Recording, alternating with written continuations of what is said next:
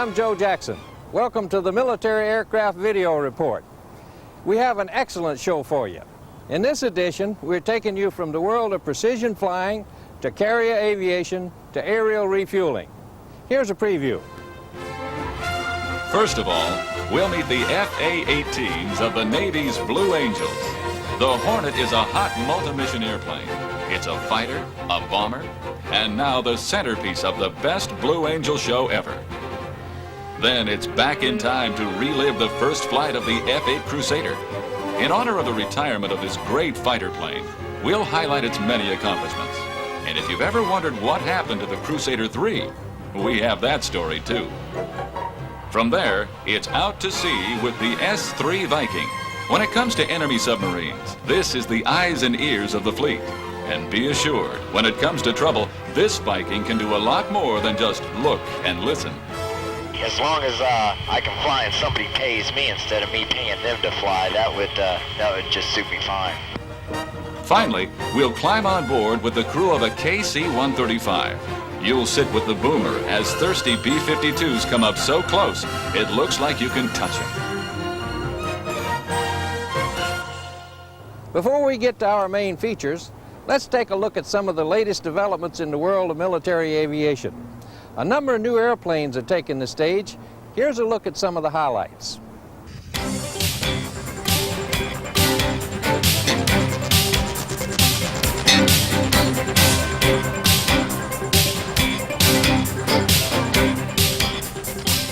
Air Force A-7s may be getting a new lease on life. Plans have been drawn up which would call for the A-7Ds to be re-engined and undergo other airframe modifications. Since its first flight in 1968, this version of the LTV attack plane has proven to be reliable and tough. But in order to keep it current and perhaps save some procurement dollars, it would be re-engined with the same power plants as the F-16s and F-15s. This, along with increased night and low-level attack capability, would greatly enhance an already proven fighter.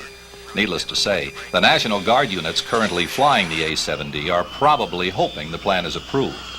Meanwhile, a new version of another proven performer is taking center stage, the F-15E. In the 14 years that have passed since first flight, the F-15 Eagle, built by Mac Air, has dominated the skies of the world as the Air Force's air superiority fighter. And in this role, the Eagle will continue to defend the United States and our allies for many years. This new breed of Eagle, the F-15E, will retain that capability, but it is also designed to strike high-value ground targets in night and in poor weather. Its new mission, long-range interdiction, requires large payload capability as well as outstanding air superiority characteristics. In order to accomplish that, 60% of the airplane has been changed to make it stronger. The E has a takeoff weight of up to 81,000 pounds and the ability to sustain 9 Gs throughout its flight envelope. And there's more. The F-15E, as well as some recently delivered Cs and Ds, will be powered by 2 new Pratt & Whitney F-100-220 engines, which incorporate the latest in digital technology to provide better performance and better maintenance. Those of you who've seen the F-15 perform in air shows may find it hard to believe that it can accelerate faster or maneuver better, but that's what will happen with these new engines. To help guide the F-15E over long distances in darkness and at low level, sophisticated new avionics are being incorporated. A new Honeywell inertial navigation system that is 10 times more reliable than its forerunner. There's the Hughes APG-70 radar that will enable the crew to pick out individual targets from up to 80 miles away. And from Martin Marietta, there's a system called Lantern. The Lantern system consists of 2 pods which you can see beneath the aircraft. The navigation pod on the left side of the airplane as you face it contains a forward-looking infrared, known as FLIR, infrared sensor to create a daylight quality video presentation at night on the cockpit displays. The pod also contains a terrain-following radar which provides the pilot with visual guidance to allow him to fly close to the terrain in the darkness. The bottom line is, the F-15E will be able to hit a target at night and in poor weather as accurately as today's best attack aircraft can in the daylight. Another innovation is the new head-up display, or HUD. At night, the HUD is even more important because it displays a video picture generated by the FLIR sensor that is identical to a daylight view of the world. As in all earlier F-15s, the pilot can select his weapon options and displays with switches mounted on the stick and throttle and without having to look into the cockpit. The first 3 F-15Es will be used in a flight test program at Edwards Air Force Base, and Air Force pilot training will take place at Luke Air Force Base in Arizona. Oh, and just in case you think this airplane is strictly for dropping bombs, guess again. When it comes to aerial combat, this Eagle is just as good as the other ones. And while we're on the subject of air-to-air combat, the U.S. Navy is welcoming its first F-16s. The fighters will be used as adversary aircraft in air combat training at the Navy Fighter Weapons School, better known as Top Gun. With the new F-16N, Navy pilots will have an airplane that the Air Force has used for performance like this.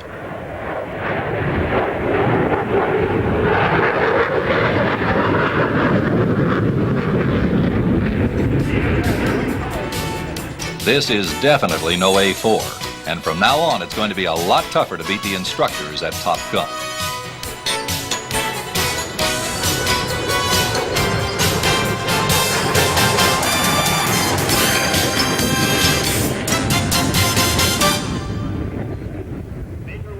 Now, on to our first feature story. The Navy's Blue Angels have been dazzling crowds for decades. Most recently, they flew A4s like this one. Now the team's flying the hot new FA-18, and everyone agrees it's a whole new ball game.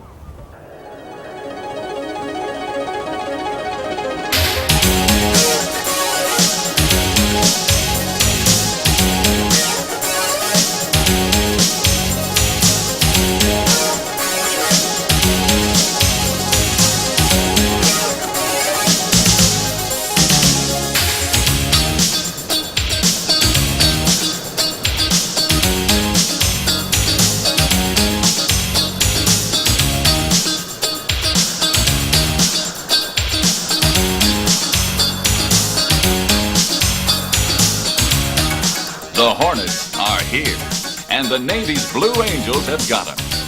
Welcome to a new generation of looks, sophistication, and performance. These days, a lot of folks are convinced there is nothing in the sky that will come close to this airplane in the hands of these men.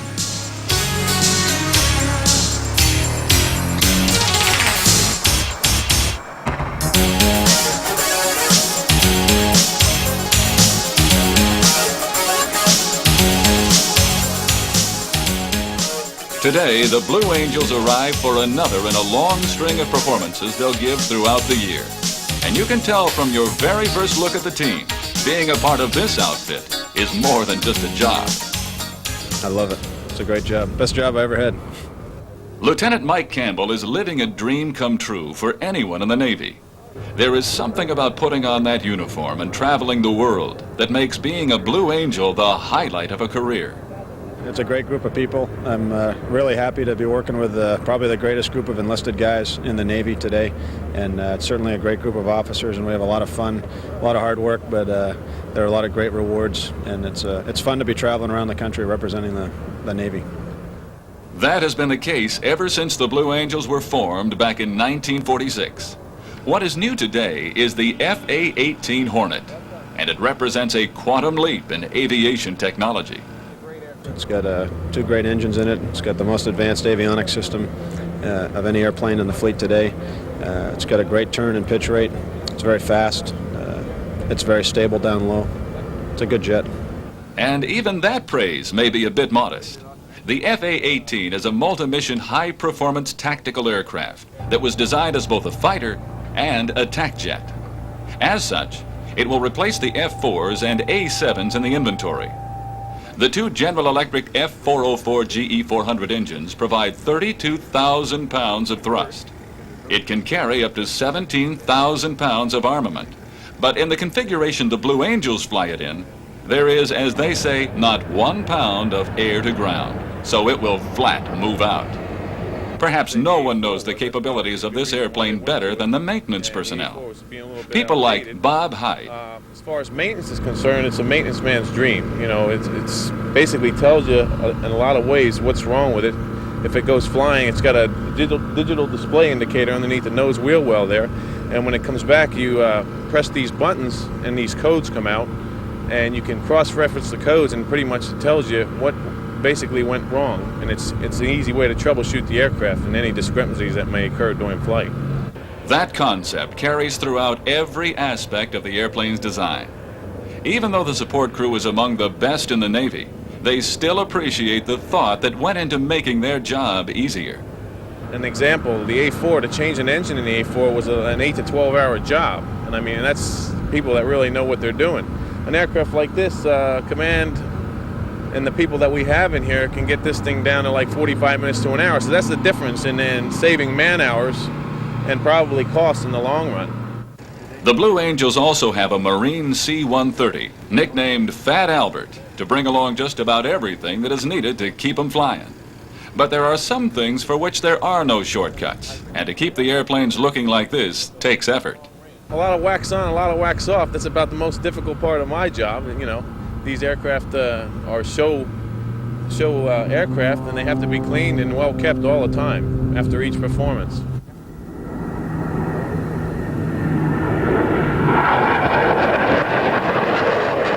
Each season begins with the practice sessions at El Centro Naval Air Station in California. And it is here that the fundamentals of precision flight are honed to perfection for the audience.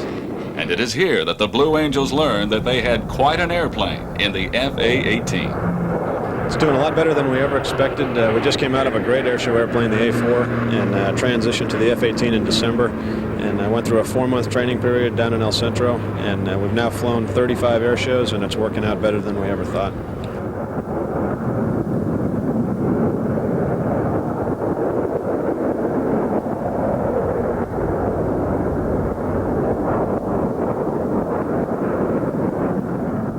Honing their skills in the skies over California does more than make for better pilots.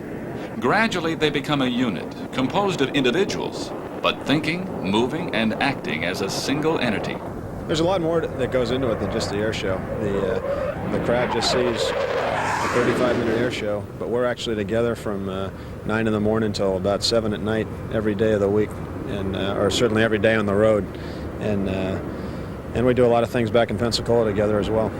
Blue Angel number 7, another important part of the show. The only 2-seat FA-18 on the team, it's used to bring the narrator and events coordinator to town.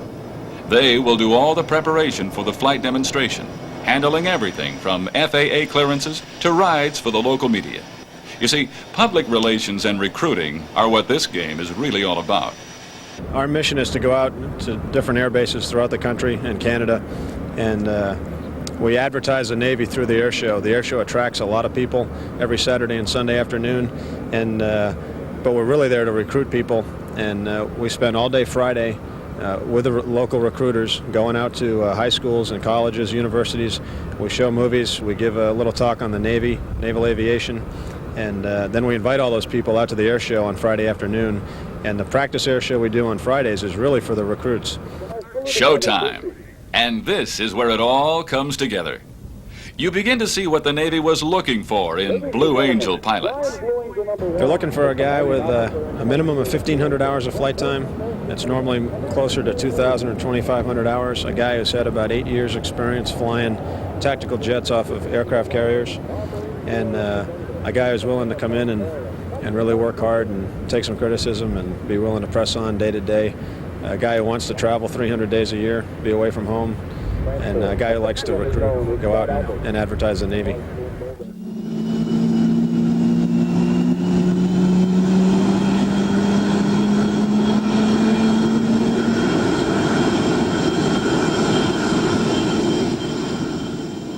The chocks are removed, and the Hornets come to life.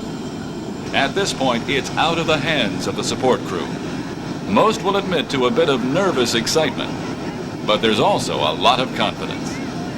It's a little bit different type of flying than what they would do in the fleet. They fly in very close formation, 24 inches from wingtip to canopy. That's not a whole lot of separation there.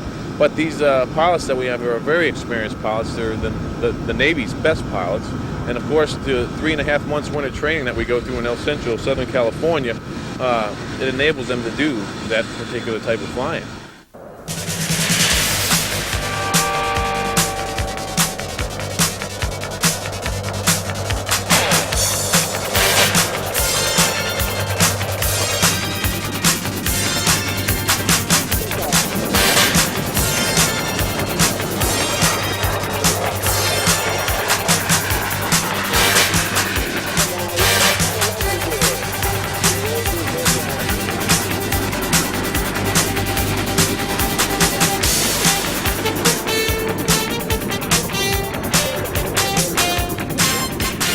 With the first couple of maneuvers in the bag successfully, the feeling is electric, and it's obvious to all that the Hornet is one hell of a show airplane.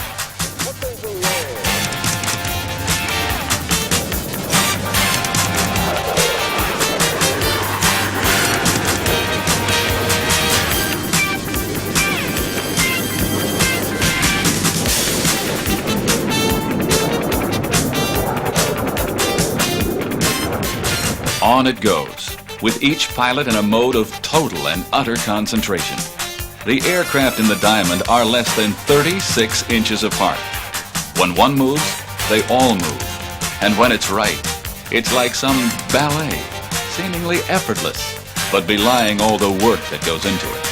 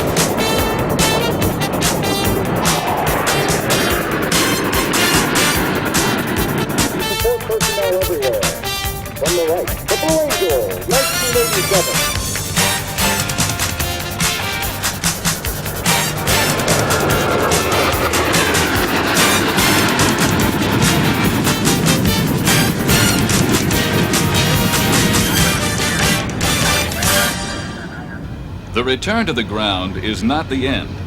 It is the beginning of a process that is never ending during the show season. One of the good things about this command is you go to different places, you meet a lot of people, you make a lot of friends. The work is very hard. Our actual job really doesn't start until the show is over for the other people. That's when all the maintenance is performed, the show cleaning after each performance.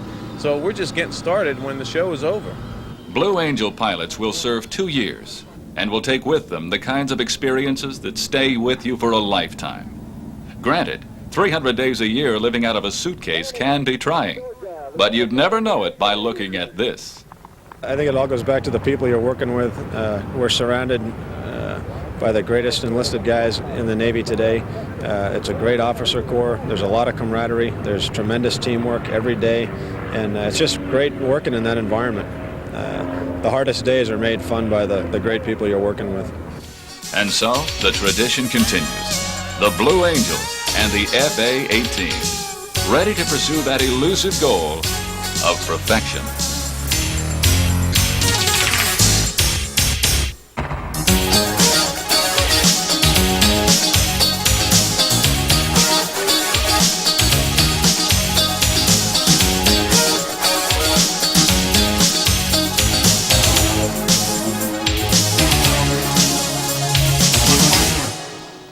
No question about it. The Hornet is fully capable of carrying on the tradition of the Blue Angels. If you get a chance to see the show in person, don't miss it. Now, for our historical piece, we visit the world of the F-8 Crusader. Let's look back at the early days of the plane they called a MiG Master.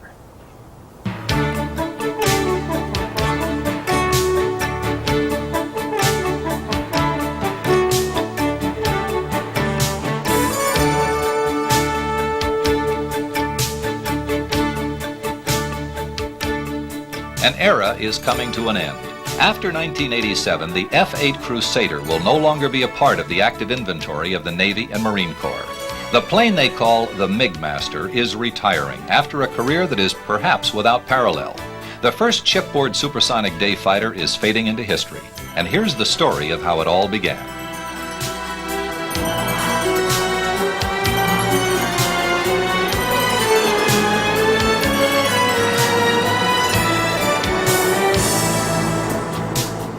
In the summer of 1952, the U.S. Navy issued an invitation to bid on the design and construction of a new fighter to be operational with the fleet in 1956. LTV, then known as Chance Vought aircraft, entered the competition and won. The concept was actually quite simple. Design the smallest and lightest possible airframe around the most powerful engine available. That engine turned out to be the Pratt & Whitney J57 with 16,000 pounds of thrust.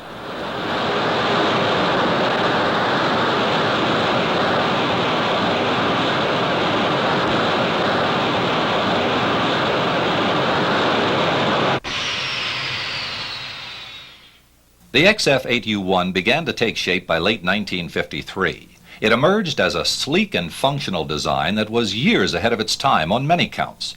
For the first time, titanium and magnesium were extensively used, and the so-called Coke bottle fuselage was perfected in wind tunnel tests to reduce supersonic drag.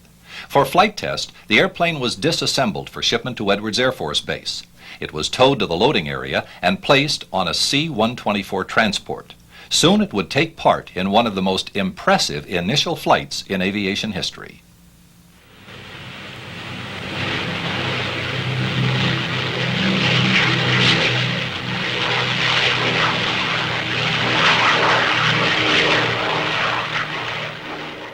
A few days after it had left the factory, the airplane was in the final phase of reassembly.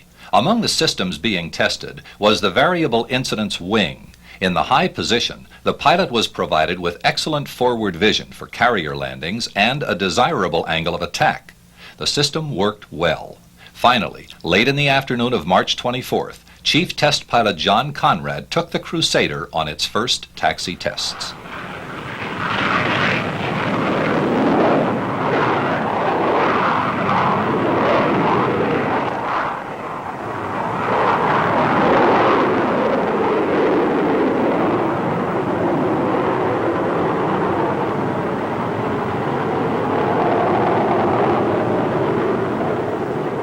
With those tests completed, the 22 months of preparation were on the brink of culmination.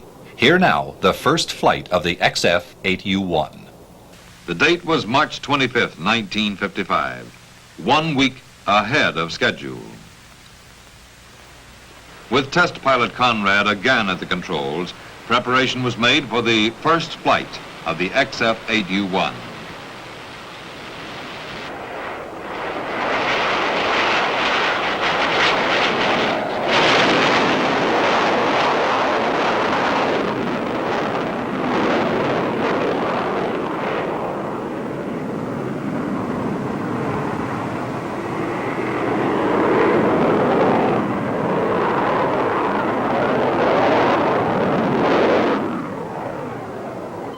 On the ground, all performance data on the first and subsequent flights was recorded through a telemetering link.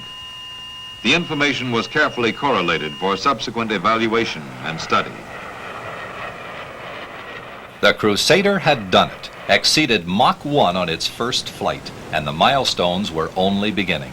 In 1956, a production F-8 set the first national speed record in excess of 1,000 miles per hour. Piloted by Commander Duke Windsor, this flight won the Navy its first Thompson Trophy. In 1957, the F-8 made 2 record-breaking transcontinental flights. One was an ocean-to-ocean flight made by Captain Bob Dosay and Lieutenant Commander Paul Miller from a carrier in the Pacific to one in the Atlantic in less than 3.5 hours. And then, Marine Corps Major John Glenn made the first supersonic crossing from LA to New York in 202 minutes. Finally, with the fleet, the Crusader set a milestone by joining operational squadrons within 2 years of its first flight. These days, it is often forgotten the F-8 gave rise to a second-generation aircraft called the Crusader III, bigger, faster, and meant to serve in the fleet interceptor role. Here is some rare footage of that airplane's first flight. clear to taxi to the east side of the lake bed. Line up with runway 25. Surface winds 260 at 15. Edwards altimeter 2994, over. This is Willie, roger out. Kingston Chase, this is Flight Willie, ready for takeoff. We'll release brakes on your signal, over. Kingston Chase to Flight Willie. Roger, turning into position, stand by for brake release. Okay, John, go. Here we go.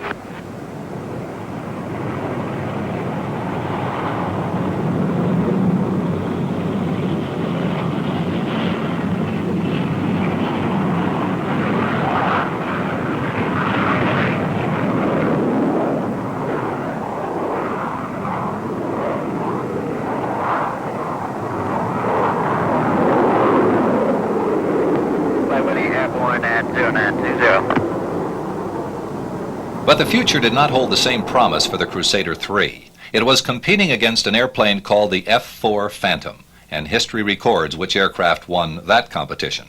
In the end, only 5 Crusader 3s were built, and only 2 of those ever flew. Eventually, they were all scrapped, and perhaps only a few parts remain. This is Edwards Tower, radio 340, clear to land on the lake bed at pilot's discretion. Winds 270 at 8 knots, altimeter 2994, over. Despite the problems of its brother, the Crusader has seen a glorious career. In all, more than 5,000 naval aviators have flown the airplane. It earned the title MiG Master after shooting down 19 MiGs in exchange for only having 3 of its own shot down in air-to-air combat. And that is the best exchange rate of the Vietnam War. Today, this is the future of single-seat naval aviation.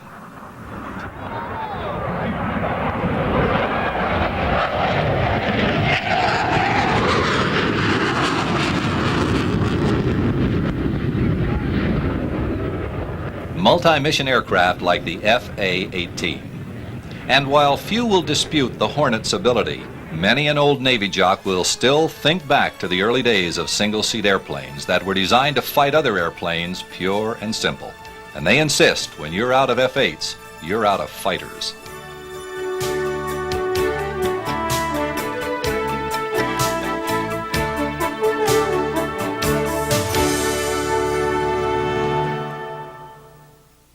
Keeping with the theme of naval aviation, one of the best subchasers in the world is the S-3 Viking. The folks at Lockheed have put together a chronicle of why the plane is on the cutting edge.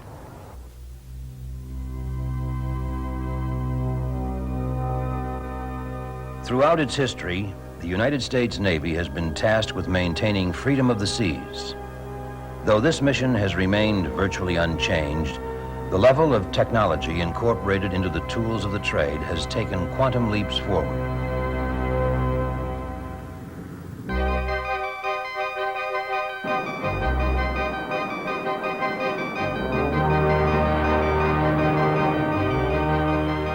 Naval warfare has evolved into a highly scientific arena of supersonic aircraft, fast, deep-diving submarines, awesome surface vessels, and sophisticated high-performance weapons, all skillfully operated by trained and dedicated professionals.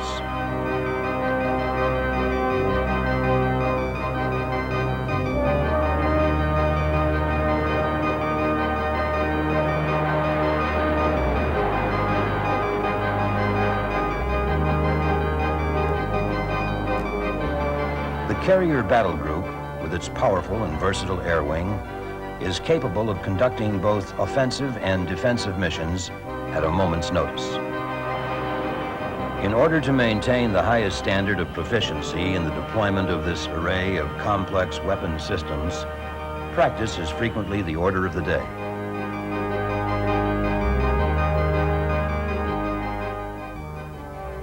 Good morning, gentlemen. Let's get started. First, Scout 704 has a real-world contact, but before we go into that, let's go over today's game plan. Could we have the lights, please? Among the Orange forces, we have a Spruance-class destroyer simulating a Soviet Cresta II that you are seeing here. Then we have a Leahy-class cruiser simulating a Moskva-class helicopter cruiser. Both units were reported underway and closing the battle group late last evening. In addition, a Sturgeon-class nuke operating in the exercise area is simulating a Soviet Charlie-class submarine. Today, the U.S. Navy is no longer the largest maritime force in the world. Due to its program of continuous expansion, the Soviet Navy has moved into the #1 position. New amphibious assault transport craft and guided missile cruisers reflect major advances in Soviet technology. Intensifying the Soviet threat is its rapidly growing subsurface fleet, armed with an ever-expanding inventory of cruise and ballistic missiles. Many of the cruise missiles are capable of submerged launch several hundred miles from their intended target. The striking force of these new generation weapons has been demonstrated in actual armed conflict.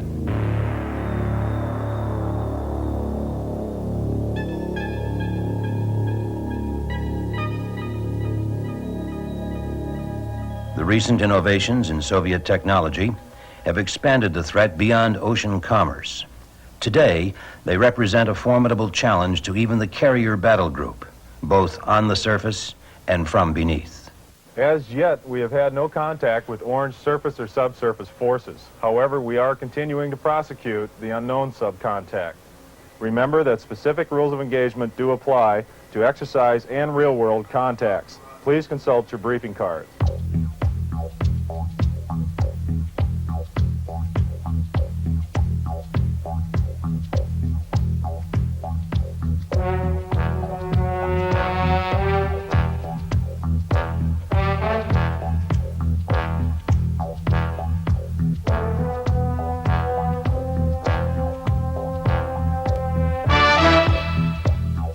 The battle group commander possesses a strike force capability second to none. Supporting this strike force are sophisticated surveillance and electronic countermeasure aircraft. And finally, one of the most advanced anti-submarine systems in the world. To counter the submarine threat, the S-3 Viking is called upon to sanitize the waters through which the battle group must pass. Roger, 704. This is 703. We're about 40 miles out, ready for swap. The S-3's communication systems permit constant communication in clear or secured modes. Roger, 703. Stand by for swap. Be advised, pointer 23 is sour. In the data link mode, tactical intelligence such as buoy status, positions, contact locations, and time can be rapidly transmitted directly to the carrier as well as to the relieving aircraft. Here's an expendable flight 2 point coming up to replace buoy number 23. Once the data has been programmed into the newly arrived S-3's computer, the tactical coordinator, or TACO, can quickly assimilate and evaluate all the tactical information generated earlier by the now departing Viking.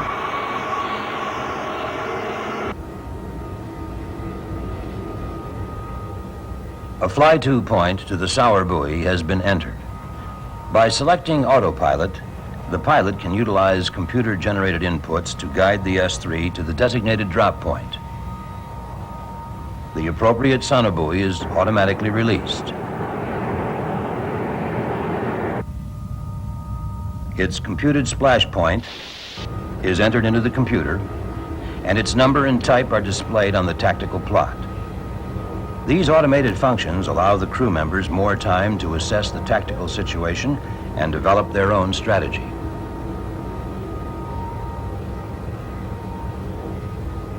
As Scout 704 returns to the carrier, 703, utilizing the information transferred to them, now takes its turn at tightening the net.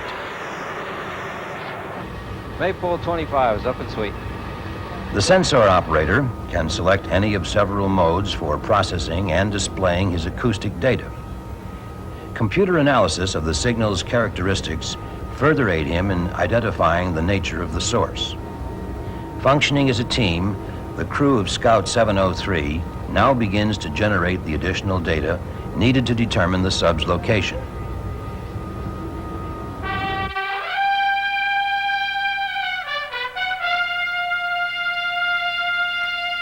As the first cycle of flight operations returns, valuable intelligence concerning the exercise is assembled.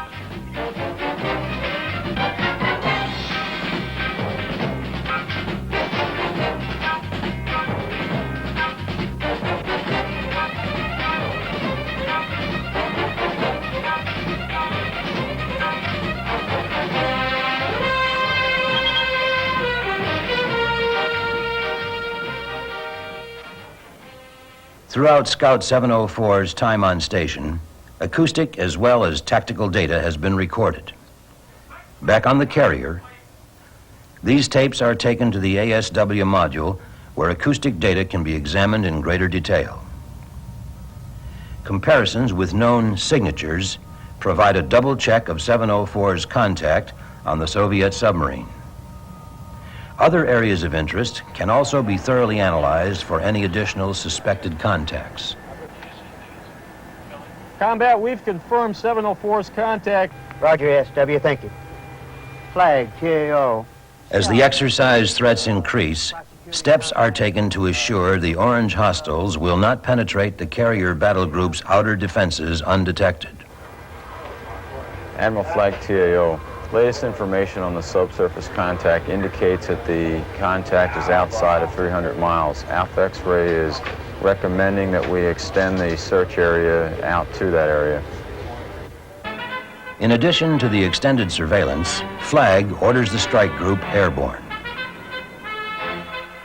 Intricate scenarios, all thoroughly briefed, are now put into action. Attack assets are the A-7 Corsair and A-6 Intruder. Guided by advanced electronics, they can accurately deliver their arsenal of sophisticated weapons against surface targets at sea or hardened battlements ashore. Fighter assets, embodied in the F-14 Tomcat, put up an air defense umbrella which protects both the battle group and strike force from aerial attack. The E-2 Hawkeye's radar allows simultaneous scanning of the surface and air arena for several hundred miles in all directions, assuring no surface or air threat can reach the battle group undetected. Scout 705, extend your present sector out to 300 miles. Roger. The S-3 Viking's performance and versatile weapon systems make it an extremely valuable asset to the battle group. Its dash speed of over 400 knots and long endurance on station allow the S-3 to quickly search wide expanses of ocean. With its ESM system, the Viking can detect and classify electronic emissions well beyond the radar horizon. We've got an ESM contact, bearing 122. Bearing Scout 02. We have an unidentified contact. My track, 1077. Bear Ace is the prime airborne command and control center for the carrier battle group. Here in the E-2 is where the scenarios which protect the carrier and guide the strike forces are coordinated. Scout 705, Bear Ace 02. We have confirmation on your contact, sending fixed via dolly. Request FLIR ID. Probable surface contact. FLIR, the S-3 Viking's forward-looking infrared sensor, can provide day or night visual observation of surface targets. Using radar to pinpoint the location of the contact, the co-pilot then hands it off to FLIR, which automatically tracks the contact.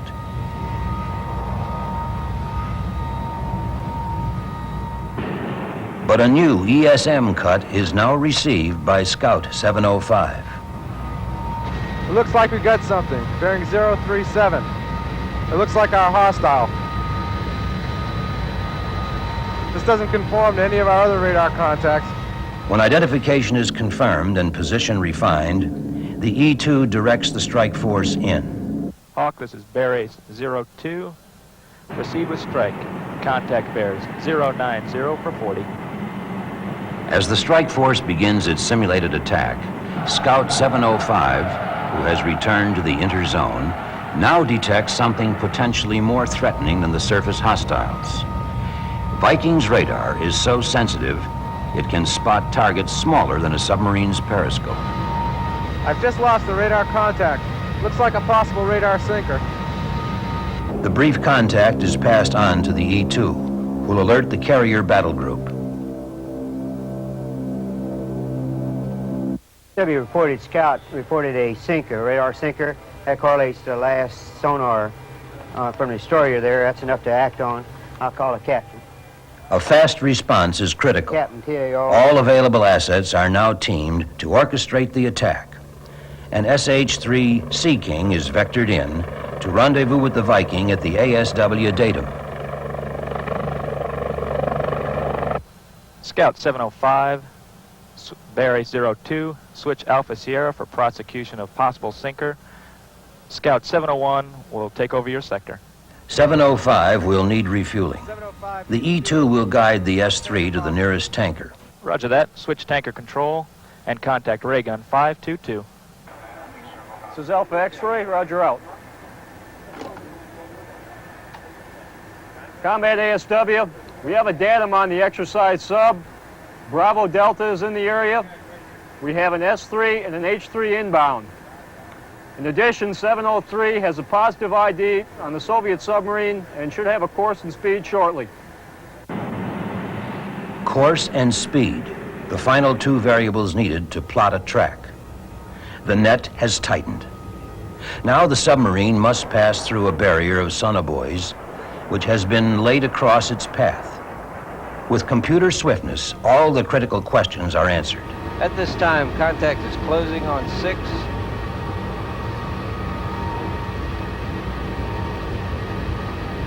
And we had a CPA on 22 about 3 minutes ago. Contact holding course 030. Scout 703 will now drop down to sea level to resolve the final link in the problem, determining the actual position of the Soviet nuke. Stand by, MAD. If we get a band MAD this time, I'm going to bend it around for a quick return. MAD, for Magnetic Anomaly Detector, senses any deviation in the Earth's magnetic field. Madman, madman. Quickly, the S-3 turns to come around for a second pass. This time I'd like to lay a barrier down his track for a good CPA. A new barrier will be laid to record a clear, audible signature of the Soviet submarine. Valuable data for future ASW exercises. The rules of engagement deny the crew of Scout 703 the pleasure of advertising their skills to the intruder. But should the occasion arise, the Viking is capable of deploying bombs, rockets, mines, and homing torpedoes.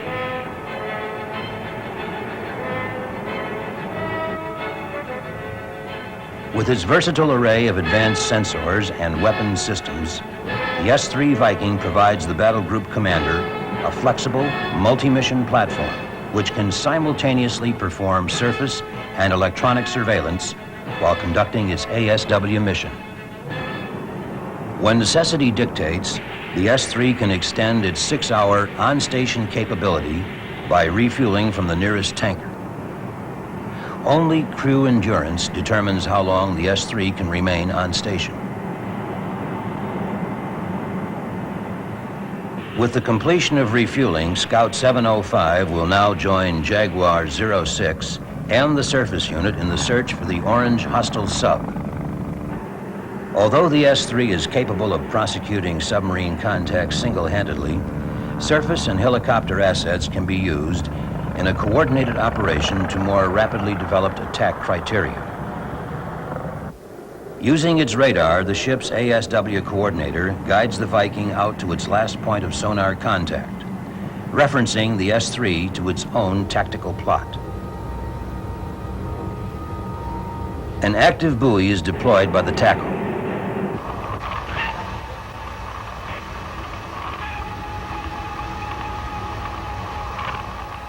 By going active, bearing and range information can be quickly established. I'm now showing up Doppler 1,500 yards on 29 and down Doppler 1,000 yards on finger 16. appears he's thrown a base. The buoy's ping has also alerted the Orange hostile, who will now try to use his speed and evasive maneuvers to escape. But with the timely arrival of the SH-3, the Orange hostile's options are greatly reduced. Utilizing his dipping sonar, Jaguar 06 quickly gets its own bearing and range, data which is relayed to Scout 705. Rapidly, a tactical plot is developed. Moving to another dip point, Jaguar adds another leg to Scout 705's efforts to triangulate a fix on the Orange hostile. We're coming down for some mad sweeps. Mark dip on my smoke. Time is now critical. For once alerted, the high speeds and maneuvering capabilities of present-day submarines make it imperative that the attack be promptly executed. Madman, madman! The smoke marker is deployed. Though the sub can again change course, a vessel longer than a football field is hardly nimble enough to beat the S-3's return. Jaguar 06 will advise Scout 705 if their prey is again changing course or speed. In the exercise situation, the Viking will deploy a sound underwater signal to simulate a real weapon drop. The tonals alert the sub's commander that he has been attacked. By the exercise rules, the Orange hostile must remove himself from the battle problem and wait an appropriate period of time before re-entering as a newly arrived threat.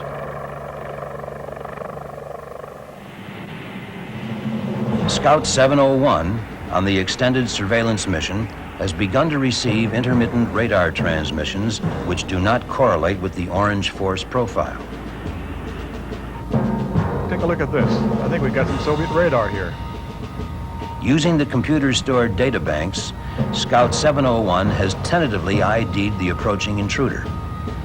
Information which is now passed on to the E-2 Hawkeye. Roger 701, I hold your contact 3429. Fast Eagle 04, we have your ESM cut on inbound bogey. Initial vector proceed at 290. At intercept speeds faster than the speed of sound, the approaching Soviet will be met miles outside the battle group's operational area, and then closely escorted for the duration of the visit.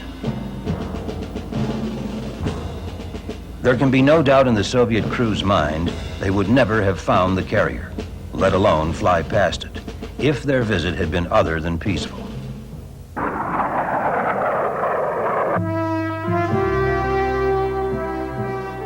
The carrier battle group's defense in depth is designed to absorb saturation tactics.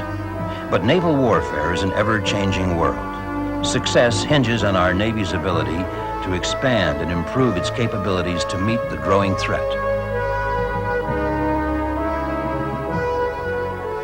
Forward-looking infrared sensors have added a new dimension to the attack community. Updates in computer and radar technology give added strength to the E-2 platform.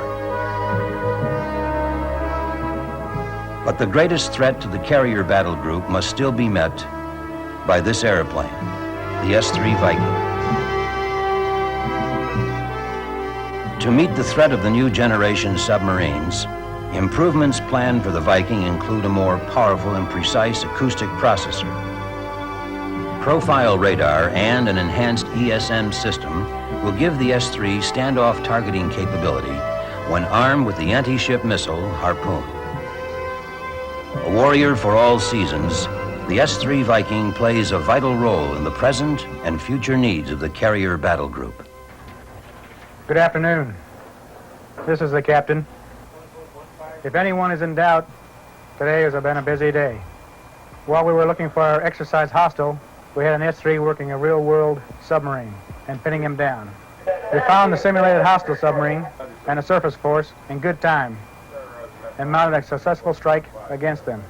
So we located and successfully attacked the exercise submarine, all comfortable distances from the carrier battle group. We detected and intercepted a Soviet bear, gave him a fitting escort out of the area. We had no delays in the launch or recoveries and only one mechanical abort. We had a completely professional effort from start to finish. To all hands, well done. Flight operations are not over by any means. While cyclic operations have been completed for the day, S-3s will conduct operations throughout the night, providing an umbrella for the battle group against subsurface, surface, and air intruders.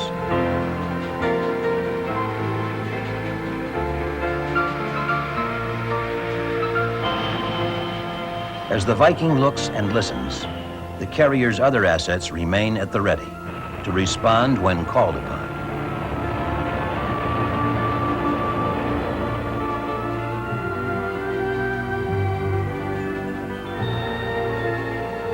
Finally, the battle group pauses in its demanding pace. A moment to rest before commencing its next phase of operations. For success can only be guaranteed by the vigilance and professional teamwork of these dedicated men. They are a breed apart, serving their country where the comfort of home and family are as foreign as the sight of land. Their sacrifice assures the United States Navy's carrier battle group will be our nation's most potent and flexible peacekeeping force, 24 hours a day, 7 days a week, months on end.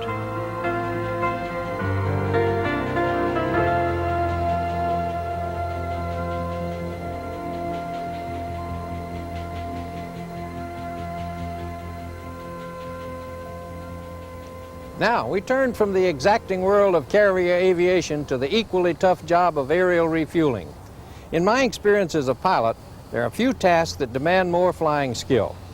The airplane that's been doing the job in combat and peacetime is a KC-135. And as the saying goes, it's not getting older, it's getting better.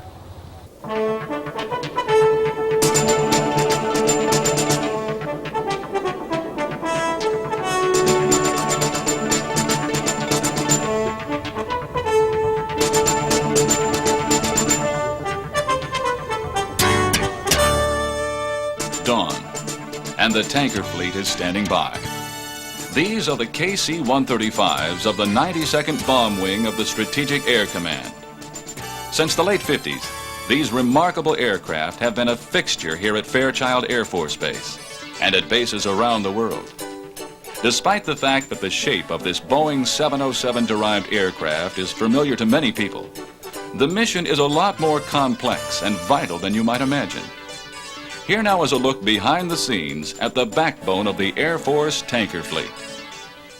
Okay, for call signs, we're going to be OHM, that's OHM61, and the receiver's call signs we'll get once we get out to the aircraft, as you guys know. Captain Rick Hollinsworth, aircraft commander for the day's mission. It can start even before the sun comes up. The pre-flight briefing covering every detail of the flight. How much fuel is being carried, where to, and for whom? As far as takeoff data, we've got some new takeoff data, which the co-pilot's going to go ahead and brief us on at this time. We have 20,000 pounds more fuel, so it changed some of our data. We're going to go 25 Excel mode for takeoff, based on an EPR 2.57 TRT. Critical field length went up to about 8,500 feet. The two numbers, rotate 151 and S1 121 was critical engine failure. The numbers that changed. Other than that, no substantial changes to the takeoff data. The entire crew rides to the aircraft together. In fact, they will spend quite a bit of time with each other in an effort to promote teamwork. That's why in SAC we have what we call hard crews, where the same people work together all the time, and of course the more time you spend together, the better you become at crew coordination.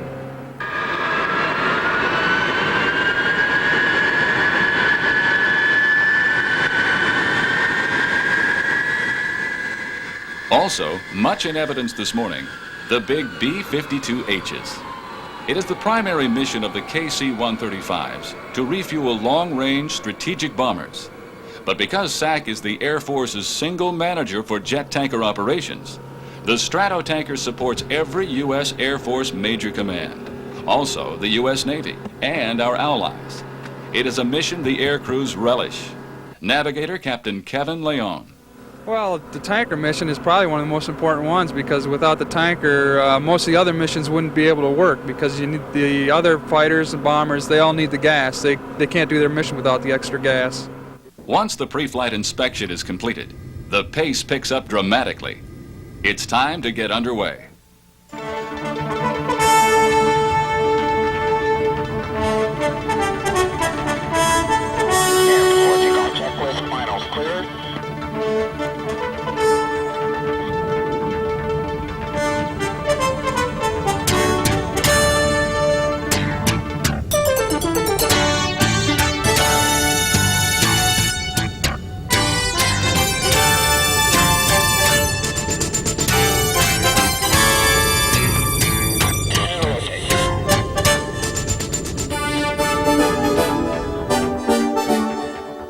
Airborne, the crew settles into the process of getting to the right place at the right time. It is here that the navigator becomes a crucial cog in the wheel.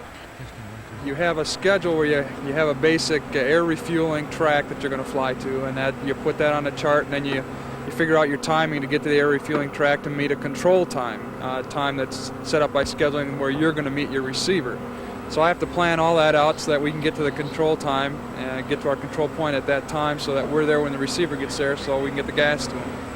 Rest assured, it's a big sky out there, and there is no margin for error. If you're late, then your receiver's waiting for you, and he's got other timing restrictions on his mission, and if you're late, then you're making him late, and so you're causing the whole thing to kind of fall behind schedule. So it's real important that all the timing always works out. But success is signaled by the sight of two thirsty F-4s.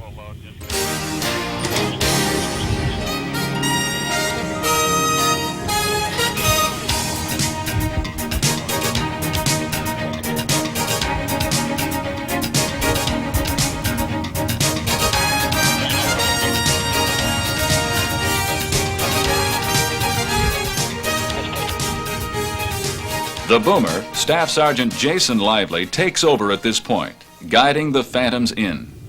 Basically, I'm the eyes for the pilots. They can't see the receiver once he passes behind us. They can't see him, so basically I'm telling them where he is at all times, trying to keep them informed. And then I clear the receiver pilot up, and once he becomes stable, I clear him into contact. Once he's cleared from contact, he comes in and stabilizes about 3 to 5 feet from the end of the boom, and I go ahead and insert the boom into the receptacle. It's a ticklish process that comes off like some aerial ballet, silent, graceful, and competent. It takes teamwork to get the pilot and boom operator in sync, each with a vital role to play in getting the fuel flowing. Meanwhile, the tanker pilots have to keep in mind their own set of priorities.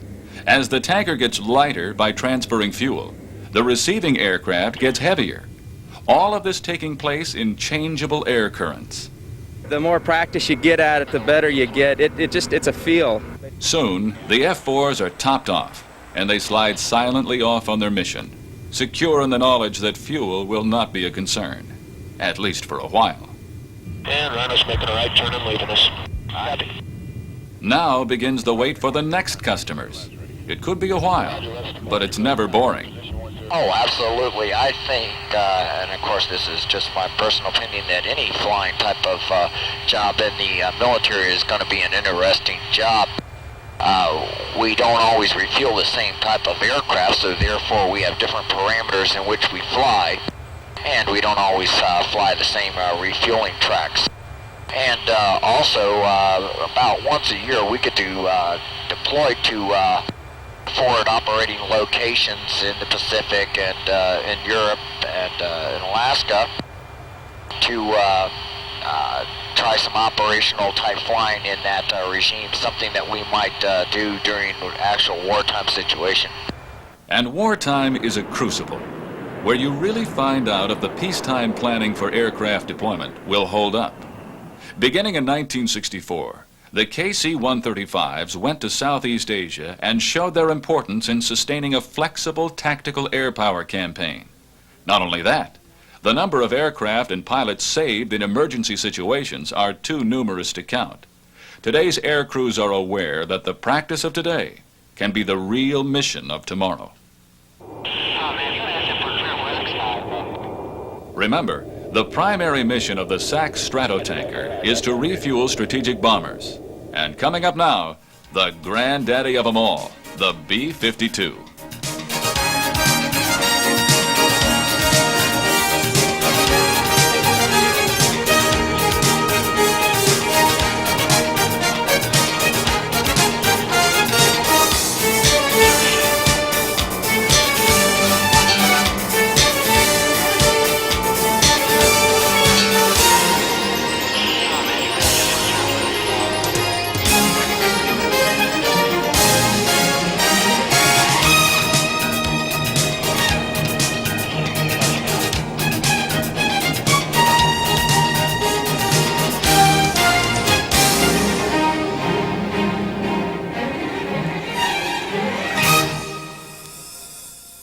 It's a sight not to be forgotten.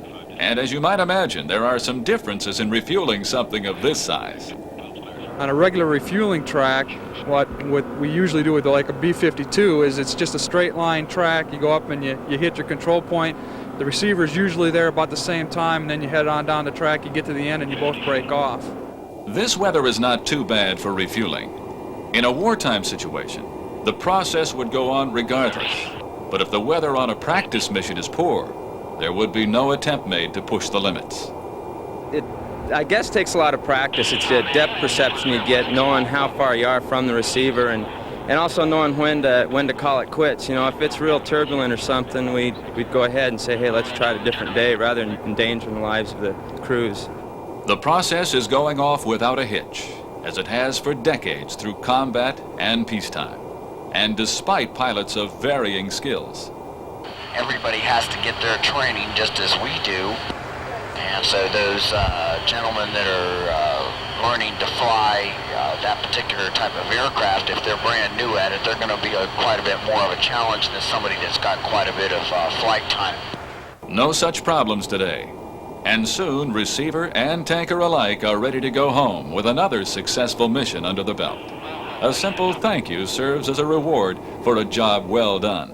With our mission of refueling, the ultimate compliment is to have the receivers pass a good word either to the boom operator or to one of the crew members. Tell us what a good job that we did, and of course that makes us feel good. The KC-135 is far from finished with its service career. In fact, many of the aircraft are slated to be re-engined with the new CFM-56 in the future. This will improve tanker offload capability by 50%, while improving efficiency by 27%. And many of the tankers in the Air National Guard fleet are already re-engined with the JT-3D 3Bs from retired 707 commercial airplanes. Again, efficiency and offload capacity is being increased. The fact that this bird will fly for many years to come is just fine with the flight crews. Captain Hollinsworth loves anything with wings. I've been flying airplanes all my life, and I think I'd be, as long as I can fly and somebody pays me instead of me paying them to fly, that would just suit me fine. Final approach, and this mission is about ready for the logbook.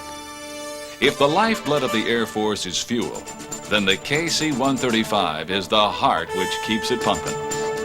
Here at the 92nd and around the world, this aircraft and the people who fly it stand alone as a vital part of our nation's defense.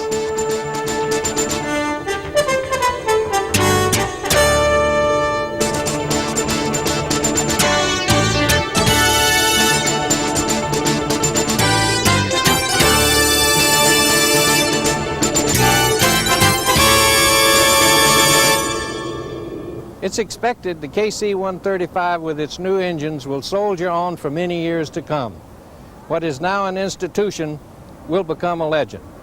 Well, that's all for this edition of the Military Aircraft Video Report. We hope you enjoyed it. See you next time. So long, everybody.